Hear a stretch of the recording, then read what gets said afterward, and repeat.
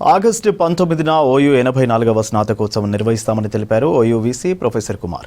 ఠాగూర్ ఆడిటోరియంలో ఈ కార్యక్రమం ఉంటుందన్నారు. ఈసారి విద్యార్థులకు పట్టాలతో పాటు గోల్డ్ మెడల్స్ కూడా ఇస్తున్నట్టు చెప్పారు. 2022-23, 2023-24 విద్యా సంవత్సరాలకు సంబంధించి మొత్తం 121 గోల్డ్ మెడల్స్ అందిస్తున్నట్టు తెలిపారు. రికార్డు స్థాయిలో పీహెచ్డీ పూర్తి చేసిన 1263 మందికి పట్టాలు ఇవ్వనున్నట్టు తెలిపారు. చరిత్రలో మొదటిసారిగా రాష్ట్ర గవర్నర్ పేరుతో గిరిజన విద్యార్థులకు మెడల్స్ ఇస్తామని తెలిపారు వీసీ కుమార్. ప్రెస్ నోట్ ద్వారా 84వ స్నాతకోత్సవాన్ని ఆగస్టు 19వ తారీఖు నిర్వహించాలని విశ్వవిద్యాలయ పాలక మండలి నిర్ణయించింది. ఈ యొక్క కాన్వకేషన్ ఉదయం 10 గంటలకు ప్రారంభమవుతుంది.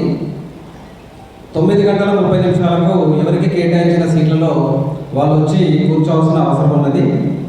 స్నాతకోత్సవానికి సంబంధించిన పనులను ఇప్పటికే దాదాపుగా పూర్తి చేశాము.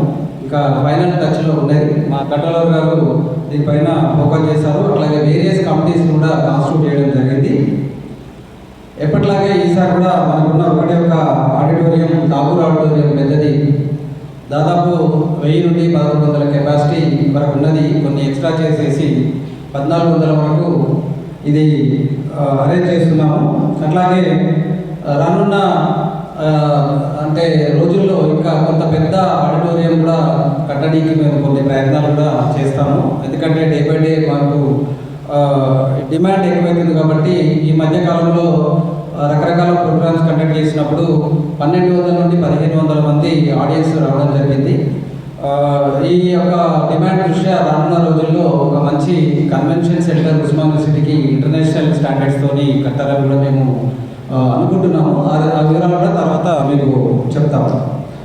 ఈ స్నాతకోత్సవానికి చాలా ప్రత్యేకతలు ఉన్నాయి. ఎవ్రీ ఇయర్ నార్మల్గా చేస్తుంటాం. లాస్ట్ ఇయర్ ఒకటి మిస్ అయింది 2024 వేరియస్ రీజన్స్ వల్ల. రికార్డు స్థాయిలో పరిశోధకులు తమ పిహెచ్డి పట్టాలను అందుకునేందుకు దరఖాస్తు చేసుకున్నారు. ఈ యొక్క స్నాతకోత్సవ విద్యలో బంగారు పథకాలను కూడా మేము అదనంగా అందిస్తున్నాం. ఈ 84వ స్నాతకోత్సవం ఉస్మానియా యూనివర్సిటీ చరిత్రలో ఒక మైలురాయిగా నిలిచి